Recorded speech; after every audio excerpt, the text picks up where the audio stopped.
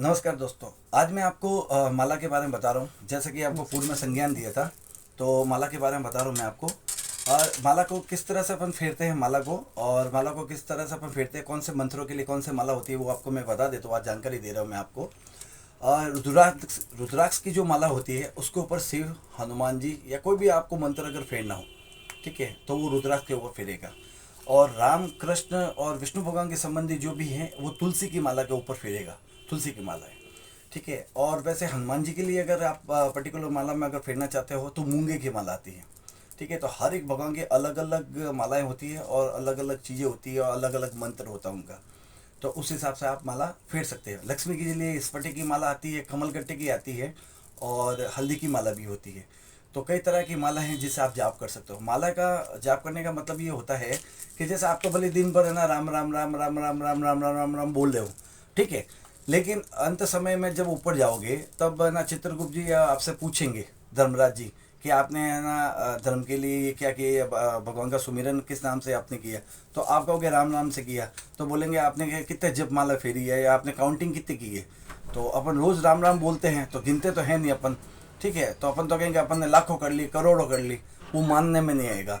इसलिए जो काउंटिंग हो सके, जिसकी जोड़ बाकी हो सके, गुणा भाग हो सके, वो संख्या में होती है।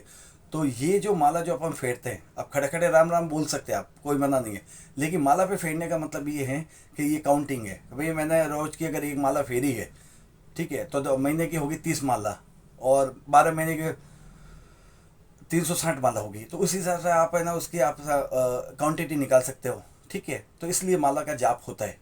तो हर एक भगवान की अलग अलग माला है, हर एक भगवान की माला अलग है, तो जाप अलग है, मंत्र अलग है। तो माला जो फेरने का जो तरीका होता है, ये माला होती है। इस माला के अंदर 108 दाने होते हैं, जिसको इंग्लिश में बीड्स बोलते हैं। और इसके ऊपर एक आता है 9। ये ऊपर वाला जो एक दाना अलग होता है इसको बोलते हैं सुमेरु, ठीक है।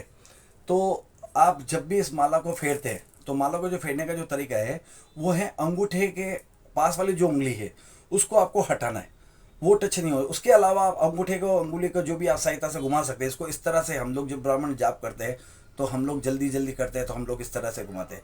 आप अगर चाहते हो तो इसको इस तरह से भी, आप जो भी आपको प्रैक्टिस हो, बस इस उंगली को हटाना है आपको। ये उंगली वहाँ पे टच नहीं होनी चाहिए, ठीक है। और सनातन धर्म में इस उंगली को हमेशा है ना दूषित और उस कर्म के लिए माना गया है। जैसे मान लो कि आपको एग्जांपल दे देता हूँ, ज़्यादा शास्त्रा तो नहीं कहूँगा। नाक में उंगली डालनी है तो ये काम आएगी, कान में डालनी है तो ये आएगी। तो ये है ना उस उचित स्थान पे यूज़ नहीं आती ये उंगली, देव कार्य में भी नहीं आती, ठीक है। तो ये ना जो सूचक शब्द होता है तू और इस तरह से ये संबोधन में काम आता है। तो इसलिए इस उंगली को छोड़ते हैं। उसके अलावा इस तरह से अपन माला को फेरेंगे। जब माला को अपन पूरा फेर देते हैं, जब माला का वापस आखिरी जो भाग आ जाता है, ठीक है, आखिरी वाला आ गया जहाँ अंगूठा टच होने के बाद आपको लग जाएगा कि हाँ आखिरी भाग आ गया। तो इस भाग को अगर आपको दूसरी अगर माला अगर आपको फेरनी है तो आपको इसके ऊपर से नहीं निकलना है, आपको कंटिन्यू नहीं करना है आपको। फिर आपको इसको आंखों पे लगाने के बाद में एंटी क्लॉकवाइज घुमाना है, वापस उसको उल्टा चलोगे। जो 108 पे आ गया ना, 8 से वापस उल्टा चलेगा। फिर आ रहा 108 के बाद में 107, 106, ठीक है। आप उसको ऐसे काउंट करते रहोगे। तो ये जो ऐसा सर्कल जो आएगा, एंटी क्लॉकवाइज और क्लॉकवाइज जो सर्कल आएगा, वो 108 बार यूँ, 108 बार यूँ आएगा। लेकिन जब काउंट होगा, जब होगा 100 दाने या 100 मंत्र ही काउंट होंगे। 8 जो है मंत्र वो हमेशा काउंट नहीं होंगे, क्योंकि 8 जो है, जैसे आपको उबासी आ गया, जैसे आप ओम नमः शिवाय बोले, ओम नमः शिवाय, ओम नमः शिवाय, ठीक है, इसमें भी है ना 2 छूट गए। अगर आपको छींक आ गई, ओम नमः शिवाय छी, तो 2 उस पर और छूट गया आपको, या 2-3 में आपका ध्यान अगर मोबाइल की घंटी पे चला गया, किसी ने आवाज़ दे दी है, तो 8 उसमें अपन काउंट नहीं करते। जो भी ब्राह्मण जो अनुष्ठान करता है या मामृत्युंजय का जाप करता है, राहु केतु का कोई भी ग्रह का जाप करता है, तो जैसे 1.25 लाख का जप होता है, तो हम लोग 1.25 लाख का जो जप होता है तो 1.25 लाख के अंदर 100 का भाग दे देते हैं, यानी कि 100 माला है, ठीक है ना। तो उसके अंदर क्वांटिटी आ जाता है कि इतनी माला अपने को नहीं थे, ब्राह्मण होते। तो एक संख्या को काउंट करने के लिए है, जैसे कैलकुलेटर होता है वैसे ही ये माला होती है। तो आप इस माला को इस तरह से आप फेर सकते हो। और माला को हमेशा आपको जब भी आप फेरें तो उसको गुप्त यानी छुपा के ही माला को फेरना चाहिए। सबके सामने और खुद के सामने से माला को नहीं फेरना चाहिए। अब जैसे मान लो आप 4 माला फेर रहे हो या 5 माला फेर रहे हो या 11 माला फेर रहे हो, तो अगर मान लो 3 माला फेरने के बाद आपको किसी ने आवाज़ दे दी कोई काम से, या आपकी मोबाइल की घंटी बजने लगी, तो आप क्या देखोगे पता है, मान लो अरे यार अभी तक तो है ना 4 दाने ही हुए हैं, अब ये तक वापस कब घूम के आएगा। तब भगवान से आपका जो कनेक्शन था, जो आपका ध्यान था, वो आपका टूट गया एक मोबाइल की घंटी के कारण। ठीक है, तो इसलिए इसको हमेशा कपड़े से ढक के या इस तरह से पूजा करें, तो अंदर गुप्त रहेगा, अपने को पता ही नहीं चलेगा। हमेशा है ना गुप्त करेंगे तो ऐसा लगेगा अब आने वाला है, अब आने वाला है, ये आ गया। उसके लिए एक ऐसी थैली आती है जिसको गौमुखी बोलते हैं। ठीक है, इस तरह से ये थैली आती है।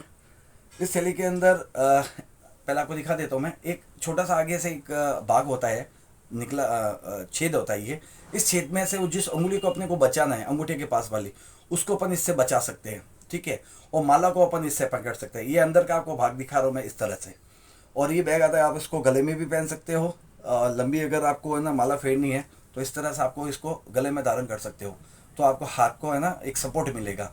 तो आप लंबे टाइम तक आप 10 20 माला 25 माला फेर सकते हो आप इस तरह से। तो ये सपोर्टिंग सिस्टम रहता है। और ये माला है, इस तरह से माला को पकड़ना, जाप करना है। अब आपको ये गौमुखी हटा के दिखाता हूँ मैं, अंगुली का हाथ का शेप कैसे अंदर रहेगा। ये अंदर इस तरह से रहेगा, ये उंगली उस कपड़े में से आएगी और ऐसे रहेगा। तो इस तरह से है ना इसको माला का पहला जो बीट्स है, पहला जो दाना है रुद्राक्ष का, उसको आपने पकड़ लिया। फिर इस माला को इस तरह से हाथों में इकट्ठा कर लिया आपने, दाएं हाथ में। ठीक है, उंगली वहीं पकड़ी हुई है, एक उंगली बचाई हुई है। गोमुखी को आपको ऐसे लेना है और उसके अंदर आपको हाथ को डालना है। सबसे पहले हाथ डालने के बाद में सबसे पहले जो उंगली आपको बचानी है, उस उंगली को आपने बाहर निकाल लिया। फिर अंदर माला को आपने छोड़ दिया। ठीक है, और 1 नंबर जो आपका बीट्स जो पकड़ा हुआ है उसको आपने पकड़ा हुआ है। ठीक है, अब माला आपके कहीं अटकेगी नहीं और अलूझेगी नहीं। अब यहाँ से स्टार्ट आप हो जाओ, भगवान का नाम लेके, जो भी आपका इष्ट है उसके नाम से आप माला फेरना स्टार्ट कर दो आप। ठीक है, और जो ही भी उसके माला खत्म होने के बाद में आपके उंगली में टच होगा वो सुमेरु, जो बीच में जो एक फूंदा सा जो लगा रहता है, तो पता चल जाएगा। फिर लेके आप उसको आंखों पे लगाओगे। अगर आपको दूसरी माला अगर फेरनी है आपको, तो उसको पकड़ के वापस घुमा लोगे तो एंटी क्लॉकवाइज वापस चलेगा। तो इस तरह से माला का है। कई ऐसी माला हैं जिसको आप धारण भी कर सकते हो, कई ऐसी माला जिसको आप फेर भी सकते हो। अगर जो आपकी पहनी हुई माला है और उसको अगर आपको फेरना है, तो आपको उसको पानी से एक बार धोना पड़ेगा, एक बार पवित्र करना पड़ेगा, फिर उस माला को आप जाप कर सकते हो। और जाप करने के बाद उस माला को फिर आप डायरेक्ट आप पहन सकते हो। ठीक है, तो इस तरह से ये माला आती है, कई जाप वाली आती है। तो माला के अंदर जो दाना होता है वो होता है 108 का।